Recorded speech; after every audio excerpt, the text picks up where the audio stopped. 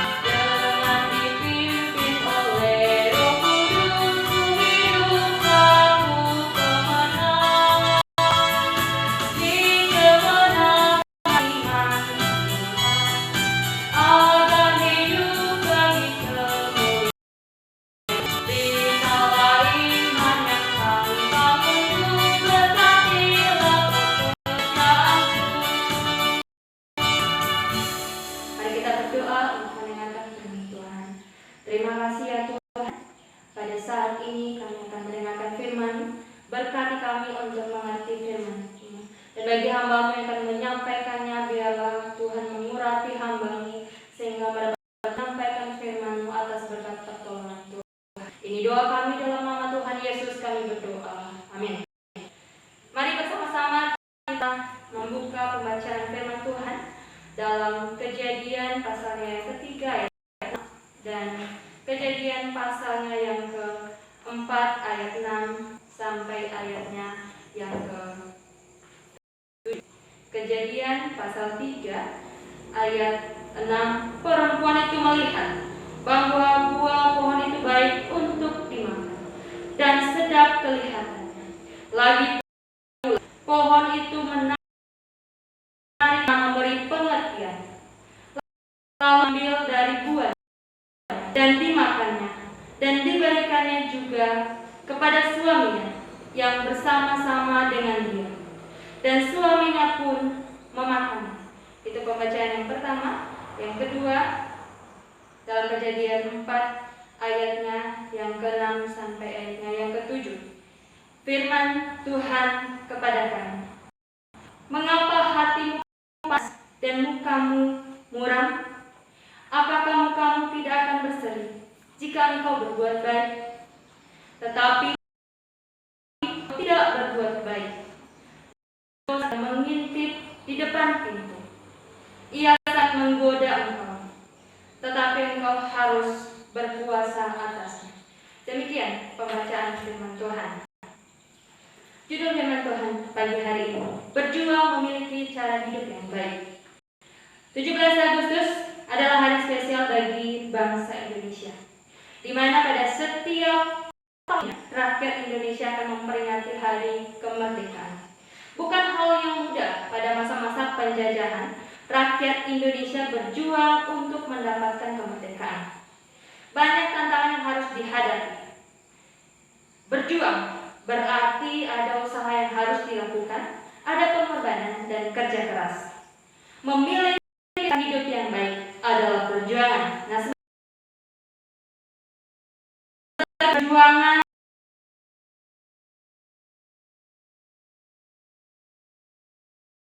yang kita lihat di dalam pembacaan tadi adalah menguasai diri sendiri. Menguasai diri sendiri. Nah, ayat yang kelima dari pasal yang keempat. Keinginannya tidak dapat dipungkiri, dapat memikat hati. Ataupun perempuan yang normal tentu memiliki rasa kagum pada sesuatu yang dipandang baik dan indah. Setiap godaan untuk melakukan hal baik dan buruk pun dapat dirasakan oleh setiap orang. Godaan untuk marah atau mengasihi, godaan untuk membalas atau mengampuni, godaan untuk memiliki sesuatu atau melepaskan sesuatu, dan godaan untuk tergoda dan tidak tergoda. Tergoda berarti terpengaruh. Banyak hal yang dapat membuat manusia tergoda atau terpengaruh dalam hidupnya. Ketika Tuhan menempatkan Adam dan Hawa dalam Taman Eden untuk tinggal, untuk memelihara dan menikmati semua buah yang ada, Allah memberi larangan kepada mereka untuk tidak memakan buah pohon yang di tengah taman, yaitu pohon pengetahuan tentang yang baik dan yang jahat. Namun pada suatu hari, iblis datang menggoda Hawa, dan Hawa pun tergoda. Demikian juga Kain. Ia menjadi marah karena Tuhan mengindahkan persembahan Habel adiknya. Siapa yang dipersalahkan? Tuhankah yang menciptakan manusia dengan kehendak bebas atau diri sendiri? Tuhan tidak menciptakan manusia dalam kondisi yang kaku, tidak dapat berbuat apa-apa tanpa Allah penciptanya. Dengan kehendak bebas dari Allah, manusia dapat memilih untuk tergoda melawan Allah atau taat kepada Allah. Disinilah penguasaan akan diri sendiri itu penting. Saudara, bukan hanya Adam dan Hawa yang memiliki kehendak bebas, tetapi kita juga. Ketika kita telah memilih untuk percaya kepada Allah, kita juga memiliki pilihan untuk taat kepada Tuhan. Nah, apa godaan yang datang kepada kita?